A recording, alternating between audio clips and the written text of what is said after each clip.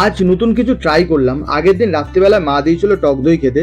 যেই টক দইটা খেতে কিন্তু খুব একটা বেশি ভাল লাগছিল না। অ্যাকচুয়ালি দিনে দিনে খাবার দাবারের যে হারে ভেজাল বেরাচ্ছে, সেখানে টক দই বা বাদ যায় কিভাবে?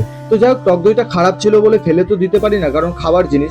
তো ভাবলাম নতুন কিছু ট্রাই করা যাক, আর যেটা কিন্তু আমার খুব ভালো লেগেছিল, তাই তোমাদেরকে আজকে শেয়ার করলাম। প্রথমে আমি টক দইয়ের মধ্যে দিয়ে দিয়েছিলাম বিট নুন। বিট নুন দেওয়ার পরেই আমাদেরই ঘরে রাখা ছিল এভারেস্টের চাট মশলা, যেটাও আমি একটু অল্প পরিমাণে দিয়ে দিয়েছিলাম। এরপরে দেওয়ার পরে একটু স্বাদ মতো বুঝে চিনি দিলাম, তবে চিনিটা অ্যাভয়েড করতে পারো, কারণ চিনি কিন্তু আমাদের স্বাস্থ্যের পক্ষে খুব ক্ষতিকারক। আর যা গরম পড়েছে, বরফ ছাড়া তো এগুলো ভাবাই যায় না।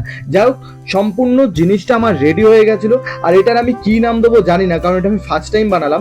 এটা দইয়ের ঘোলের মতো বলতে পারো, আবার দইয়ের মতো খেতে বলতে পারো। দুটো একসাথে মিশ্রণে জাস্ট জমে গেছিলো, খুবই সুন্দর লাগছিল। আমার এক্সপ্রেশন দেখলেই বুঝতে পারবে। যাই হোক, চলো আমি দই খাই। টাটা, বাই বাই, দেখা হচ্ছে নেক্সট ব্লগে। টাটা।